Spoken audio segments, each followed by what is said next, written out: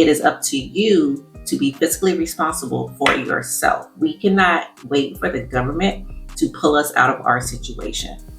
Hello, it's Tia. Welcome to my channel. Guys, we have something serious to talk about, especially with the holidays coming up. But this is something that the analysts have noticed immediately following the election. And doomsday spending has reached an all-time high. People are in their feelings. They're feeling emotional. They're feeling fear following the elections, not sure which way the economy is going to go or what's going to happen. So let's go ahead and talk about this and identify what doomsday spending is so that we can prevent it from happening. So I'm going to read this verbatim so that we hear the exact definition from CNN.com. Doomsday spending is the practice of spending money to soothe fears about broader issues like politics or the economy. It shows up everywhere from YouTube and TikTok videos to Reddit and personal finance and data and surveys. So basically, doomsday spending is panic spending, it's fear spending, it's emotional based spending. Some of us might even call this retail therapy. Like I used to be very big on that, like back in the day. I have a bad day, I want to buy something to make me feel good. I have a great day, I want to buy something because I feel great. It's just emotional spending, retail therapy, so doomsday spending. The thing is, people, like we're already concerned with inflation. Wages are not going up, the cost of goods are going down. So why are we going to spend money when money is already tight? Like, it's not growing on trees. No one's walking down the street handing out bags of money unless you won one of those $1 million checks from Elon Musk. But it's almost creating a cycle and adding to the problem because you're spending based on fear. And then let's say you don't have the money to spend. So now you're in a tight position and you won't be able to pay your bills. You won't be able to eat. You won't be able to have a place to live. So doomsday spending, even though it might bring some form of temporary satisfaction, I wouldn't say that it's a good thing. Obviously, it's not a good thing. Again, it's based in fear. It's based in anxiety. It's based in emotion. Same thing with retail therapy. You know, and sometimes this can be small. It can be as simple as, well, I'm just going to go to my local coffee shop so I can decompress or I can relax or anything like that. But then eventually it adds up. Specifically, what happened in the CNN article is after the election, the person they're interviewing just said they were feeling anxious. They didn't know what to expect.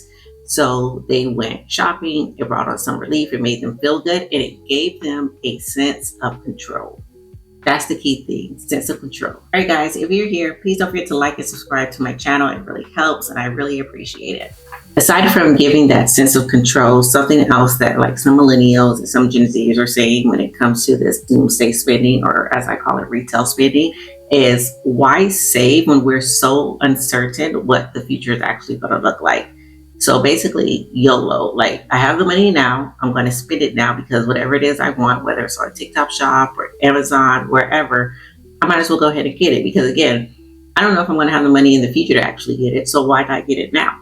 One question I do have and something I'm curious to know about is like, how are we out here doomsday spending? Because I went to Kroger and I bought like 5 things and it ended up being $76. I got some apples, some beets, like some barbecue sauce, just little things that all of it literally added up to $76. Like it cost me $100 to think about leaving out of my house. That's why I be inside because it's just too much money to go outside now.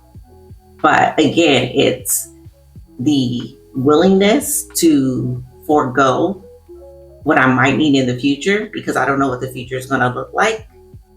And I'm just going to live in this moment. And if it's there and I have it, I'm going to get it. Think about everything that has troubled Americans for the past few years. The cost of groceries, the cost of insurance, the cost of gas, the cost of living, everything. And again, we thought that it would get better, and it is getting better. Interest rates are coming down, but it's not trickling down to us everyday people. Us W-2 people, we're not seeing it yet. So we haven't seen those effects, but it didn't get better over 3, 4, 5 years. So why am I going to continue to wait for it to get better? That's what people are saying. They're saying, let me spend this money right now because I know I have it. And people, it's not right. It's not right. We cannot be living like this. Like for Christmas, I already told you guys, we are not going to go into 2025 paying for 2024. We are not going to randomly spend. We are not going to do any retail therapy. Like We are making a list and we're checking it twice. We are sticking to our budget. We are only buying what we can afford to buy, what we have money in the bank for. I understand and I acknowledge where we are as far as our mindset goes. And a lot of people do have a lot of fears and a lot of uncertainties. But I will also say it is up to you to be fiscally responsible for yourself. We cannot wait for the government to pull us out of our situation. If we are not making enough money and or income, we need to find ways to increase our income. Whether it is getting a side hustle, whether it is getting a second job, whether it is learning a new trade so that you can increase your income. But doomsday spending is not the answer. It'll feel good temporarily, but it's not going to benefit you in the long run. Now, one way that we could curb doomsday spending is get off social media. I heard someone say TikTok shop is the modern day QVC. So I don't want to hear y'all talking about your grandparents or your parents or anything when we have TikTok shop at our fingertips. But get off social media, get uninfluenced, understand that us everyday people, us W-2 people is what I call us, we are not doing all the things. Like, it costs money to be aesthetic. It costs money to be high maintenance.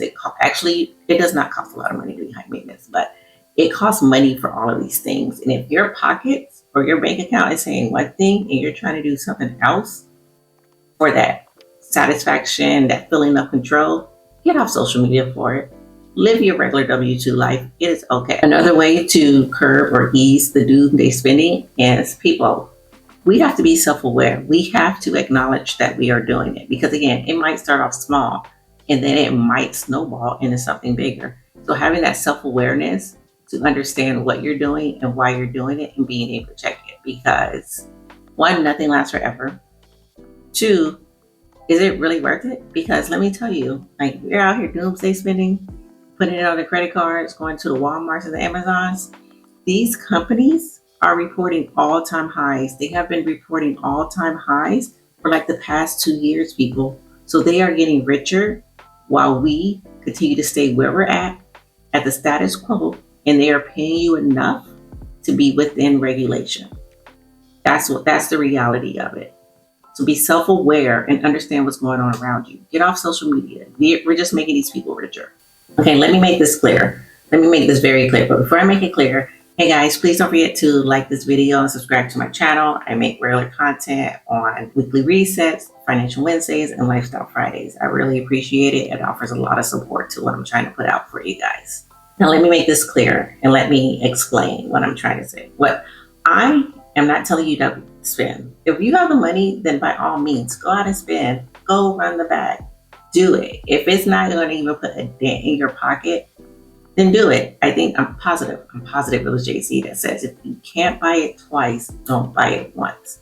But if you're doing it because you are triggered by something, if society has you feeling a certain way, if social media has you in an internal uproar with yourself, identify that, because you don't need to be spending in response to that. That is a deeply rooted issue, concern that needs to be addressed. Doomsday spending is a thing, retail spending, retail therapy, but it's not always a good thing. We don't know what the future holds, but we still should set ourselves up for success. We didn't know when we were in kindergarten that we would be doing whatever careers we have now, whether you're a doctor, lawyer, hairstylist, in the army. We didn't know that was going to happen when we were in kindergarten, but we still worked towards a goal. And as we got older, we did things to set ourselves up for success. So again, I don't know what the future is going to look like when I'm at retirement age at 65, but I do know that I can continue to set myself up for success, and that will also help my family in the future as well. So YOLOing is not necessarily the best thing.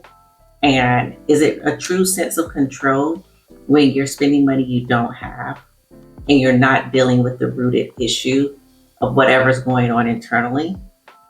Something to think about, people. Don't forget to like, comment, and subscribe. I'll catch you guys on the next Wealthy Wednesdays.